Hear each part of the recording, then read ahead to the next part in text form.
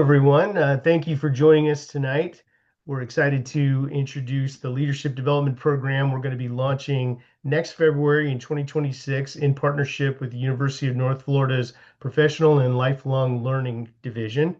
The LDP has been around for a long time, originally developed by my mentor, Dr. Harold Resnick, for Raytheon Data Systems, and has been updated and revised and reworked most recently this year, moving from a 6 full-day in-person module program to one that is now 10 half-days that are delivered either virtually or in person, but always instructor-led. Myself, I'm Rusty Bosman. I have over 30 years of human resources experience, most of which has been leading HR departments for corporate level companies in healthcare, IT, and real estate. I've worked in private equity, publicly traded, and private and government sector jobs. Um, and I will allow my partner to introduce herself. Hi, I'm Amy Vandelos, and I am also working with Rusty with the workplace Synergistics, and I have 30 years worth of experience. I've done that both in for-profit and nonprofit organizations. I tend to have a deep background in healthcare, and have spent the majority of my career working with leaders at all levels. Very good. And we will be your instructors for the program. And we're also consultants. And one of the things that we notice every day when we are working with our clients is we see the same kinds of issues coming up. So we'll see things like leaders are overestimating how clearly they communicate, whether that is with the cadence with their folks, having regular one-on-one meetings, not often enough or not clearly enough articulating what the expectations are. Another theme is we see a lot of organizations that we work with that don't have very deep bench strength. They are either not developing people or haven't put an intentionality behind how they're going to develop people to get them ready for the next level. And as a consequence, they're at the mercy of their leadership or their senior leadership. If those folks leave, they're kind of in trouble. And so one of the things that we find ourselves helping our clients with a lot is succession planning and developing that bench strength, particularly around performance standards. Yeah, We also, Rusty, just real quickly around yeah, bench strength. The yeah, other of thing course. is we have a lot of organizations who are trying to adapt quickly if they're small, if they're agile. As the Mhm. business grows, you're pulling leaders internally, which then also creates those holes, and you end up still having that lack of bench strength because you're pulling from one area to support a brand new area that's popped up. So it's not just in a state organization, but even those that are moving at a very rapid pace. You need to have people ready to step in so you don't disrupt the current operations when you create a new arm or a new line of business. Yeah, it's a really good point because when you backfill one job, you're creating vacancies all the way down. So that's a really good point. Absolutely. And we've also found that a lot of managers never have been taught how to truly lead people. They are good at some point at performing a function. They're so good at it, they get promoted to be a supervisor or a manager. Now they are transactionally managing some function. They're delivering a result. They are managing time frames, outputs, things like that. But there's a difference in transactional management and transformational leadership. And that is the difference that we're trying to actually articulate in this program. Another theme is leaders confuse being nice with being effective. There's a balance between having good relationships and managing with influence, and also setting firm and enforced boundaries with people and making sure that we are staying very laser focused on getting results. There's another thing we're seeing now that employees are burning out. We're kind of hearing this idea of quiet quitting. We're hearing quiet cracking is a new phenomena that we're starting to see articles written about. But employees don't typically burn out from the workload. They burn out from poor leadership behavior. Workloads have always been heavy. We've always had more demands than we could possibly fulfill. What's required is effective leadership and management to actually help them balance in that workload and set positive priorities so they understand where to focus their time, energy, and attention.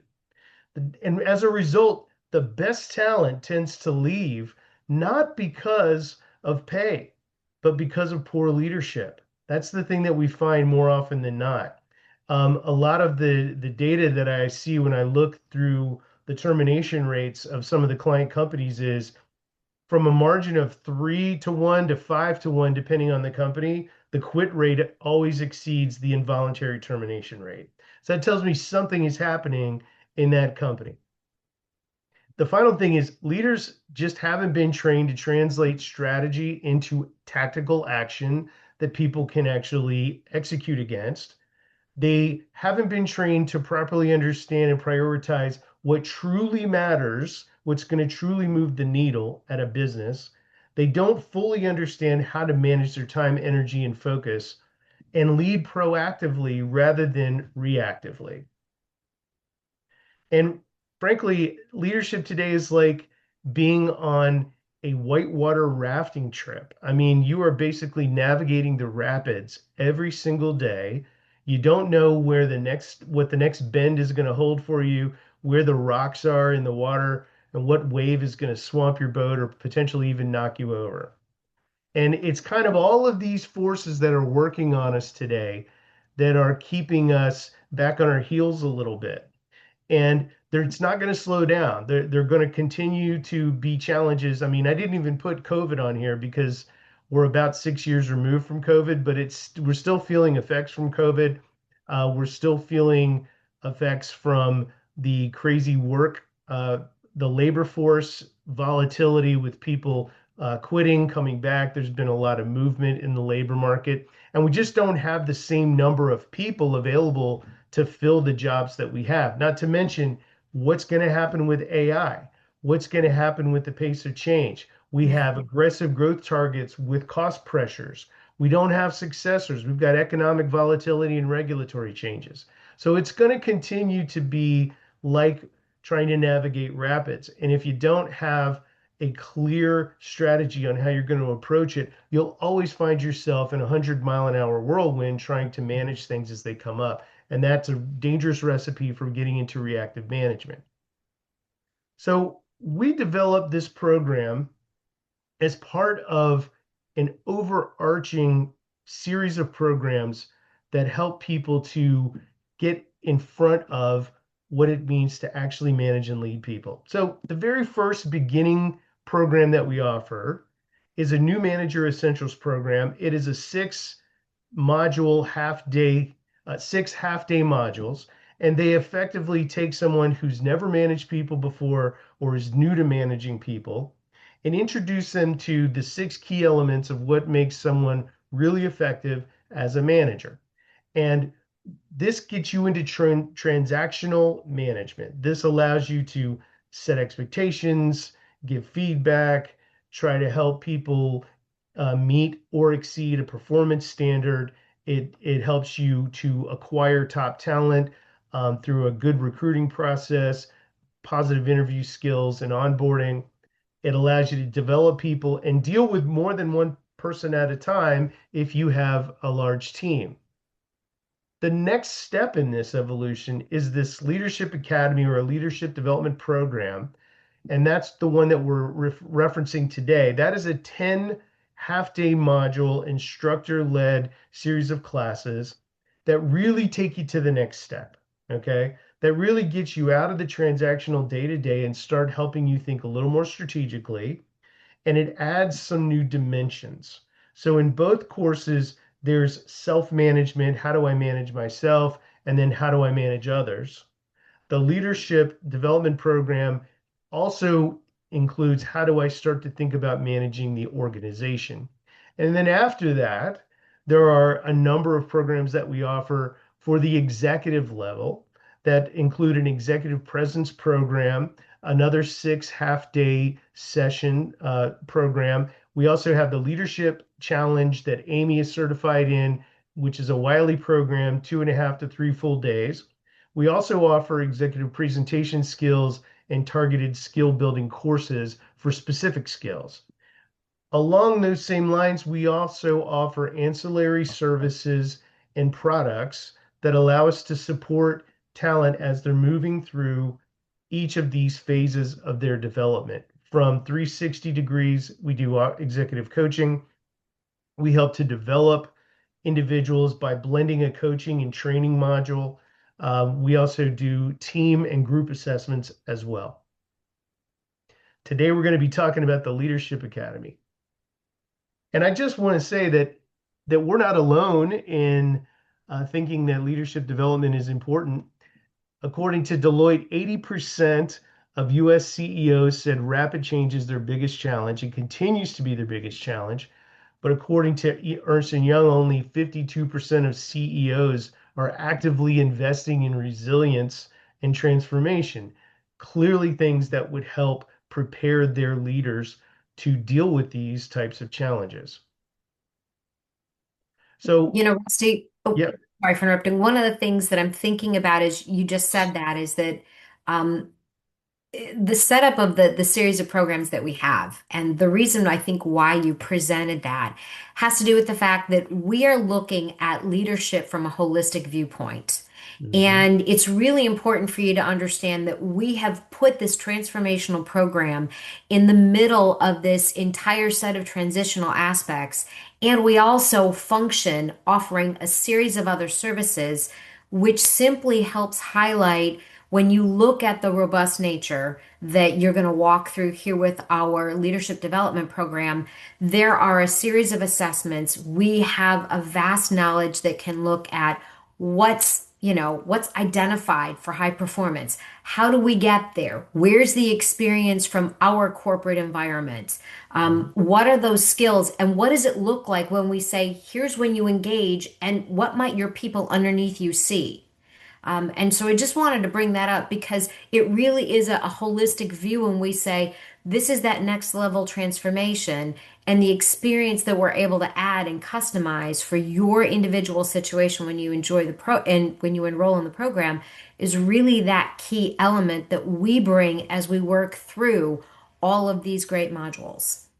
Not to mention a pretty robust wealth of experience. And like I always joke at the beginning of the classes, you benefit from all the mistakes we've made so that Yeah. you don't have to go through and make them yourself because we've made plenty and we've learned from them, which is the benefit of that.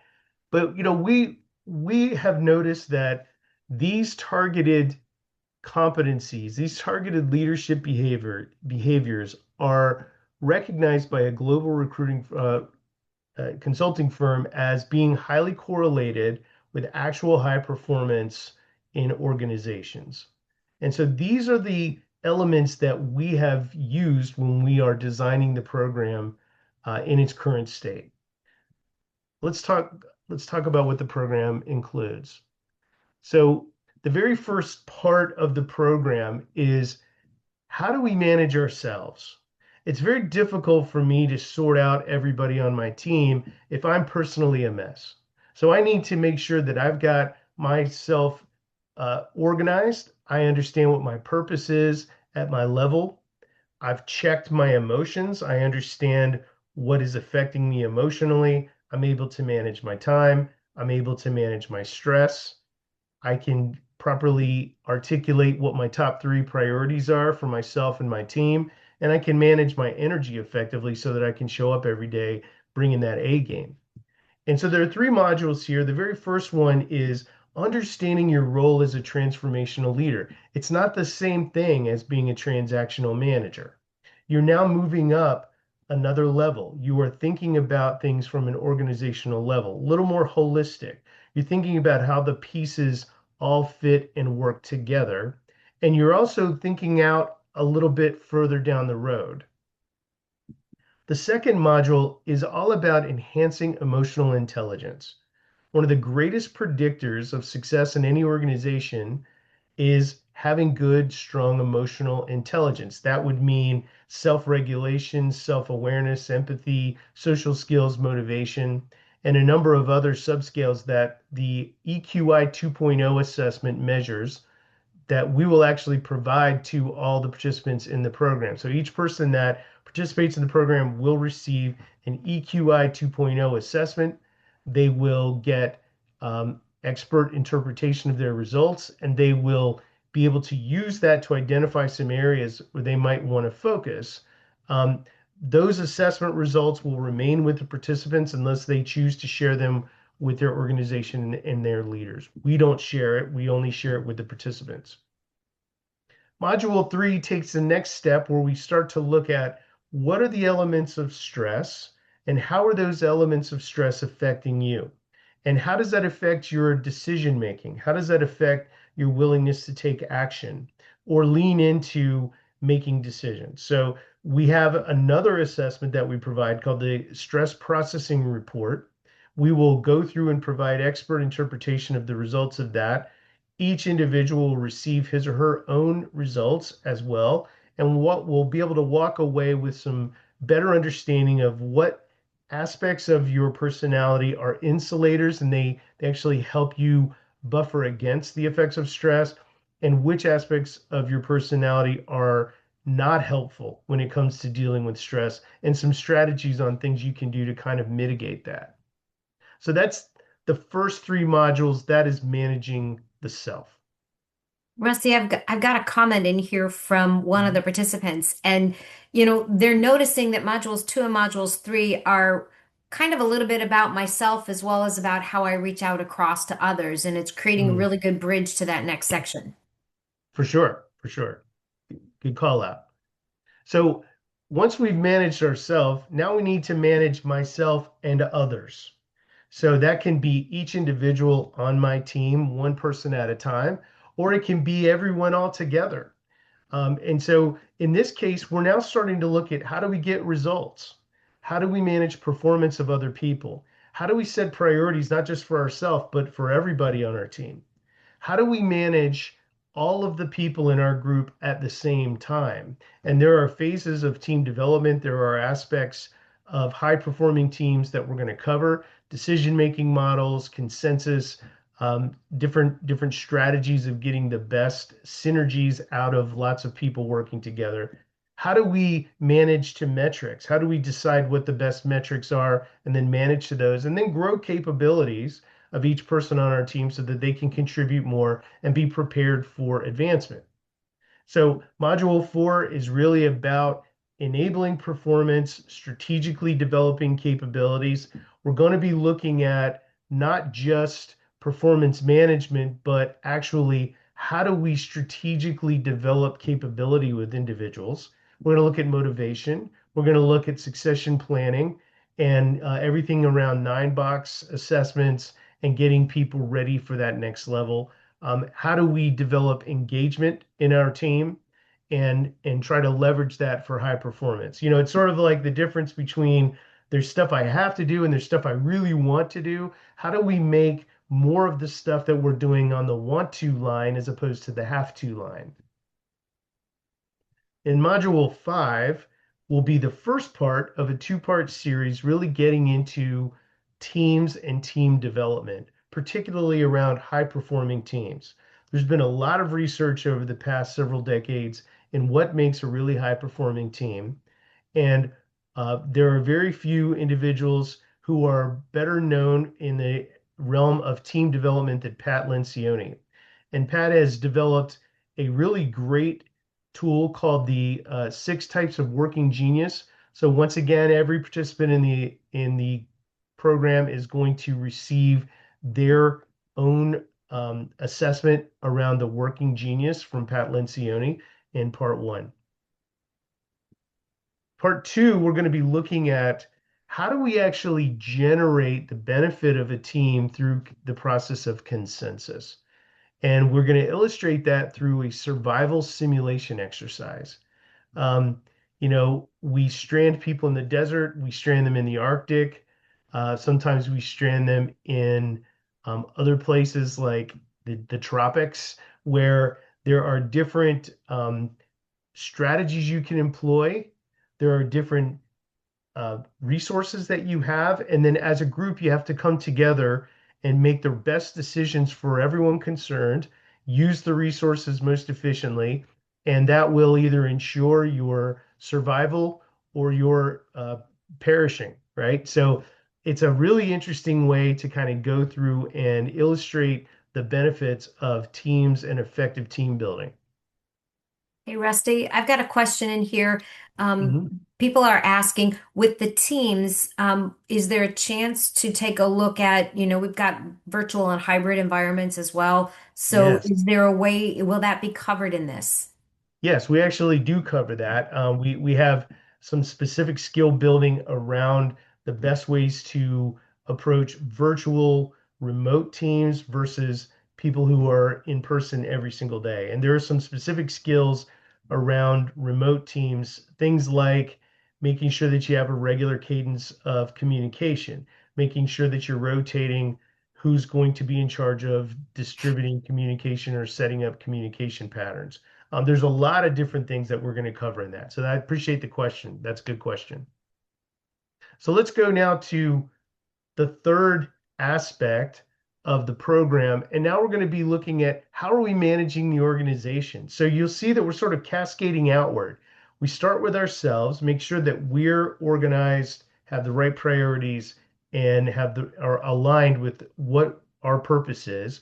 And then we make sure that the people that report to us understand what our mission is, what their mission is, and what we should be doing, how we're going to measure and define success, and then making sure that we're getting the very best out of everybody together, collectively and individually. And now we've got to figure out, okay, so how are we going to think about our function, our department? How are we contributing to the organization? And in that way, we're looking at things like strategy, change, and culture. Those are much larger topics than you would get in the New Manager Essentials program. So, Module 7 is part one of another two-part series, this time on strategy. So, strategy really is a trade-off. When I'm trying to come up with a strategy, that means I'm going to do some things to the exclusion of other things because I believe it gives me the greatest advantage to win. And so we're going to take a look at the difference between strategic thinking and strategic planning. In every case where we're looking at strategy, it's best to use a case study. So we'll use a case study to illustrate the elements of strategy, and we'll go through what the strategic planning process looks like from an overview perspective, and then we'll really get into something and tackle the case study. So part two, we're going to now be thinking about how do we actually run some analysis, think about the different options that are available to us, and come up with a diagnosis. And a diagnosis is simply understanding what's happening in our operating environment, in our competitive landscape, with our customers, internally with the processes that we have or don't have, and trying to make sure that we're figuring out what our strengths and opportunities are and how we can leverage those with the opportunities in the market and make sure that we're hitting what our clients and customers are asking of us. So we're going to take all of that information and come up with a strategy, a plan of action that's going to involve some trade-offs. And from there, we're going to create a diagnosis and make sure that we have something that's going to guide the broad initiatives along with the day-to-day tasks and goals that we're going to be assigning throughout the organization. Peter Drucker said, even the most sophisticated strategy ultimately devolves down into tasks. And so we need to make sure that we are able to draw that line of sight between a really sophisticated strategy and what people are doing every day. And that's going to tie back to the very first module when we're looking at time management and prioritization. Module 9, we're going to be moving now into culture. And what else did Drucker say, Amy, about culture? Well, Peter Drucker said, culture eats strategy for breakfast. It does. You can have the greatest strategy on the planet, but if your culture isn't supportive of it, if it's not aligned with it, it will quietly go about submarining and sabotaging that strategy and ensure that it actually doesn't come to fruition. So we need to think about what is culture and how do we define it and how do we move it in the direction that is aligned with the strategy we're trying to meet. Make no mistake, you will have a culture, but you will either set a culture that you want or you will endure a culture that you get. And Mhm. so we're going to talk about how we actually go about the process of developing and setting that culture. And then we've got in module 10 a process for actually making that change. So we have guided change for sustainable results. We're going to be looking at change management. What is change? Why is change so difficult? And really, when you break it down, it's not the change itself, it's people's emotional reaction to that change, which makes it so difficult. So, what we need to do is we need to understand the nature of it and help the people that are going through the change that we're trying to initiate to get comfortable with it quickly, to minimize interruption, minimize the duration and the depth of that interruption and that emotional reaction, and help them move toward opportunity as quickly as possible, and help to facilitate large scale organizational change, particularly as it relates to aligning that culture with the strategy. And we're going to have another assessment that we'll provide here as well. It is the change style indicator assessment. We're real excited about that one. It's a new one that we've just introduced, and it will be new in this program starting in 2026. And you'll have everything you need to get started.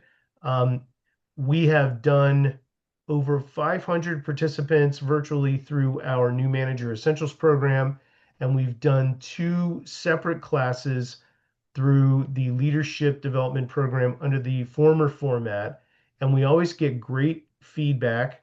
The net promoter scores of 96 or above, and we tend to see movement in the pre and post assessments, at least in the new manager essentials class, of about a 10-point swing in effectiveness and their confidence moving from pre and post when they take the class.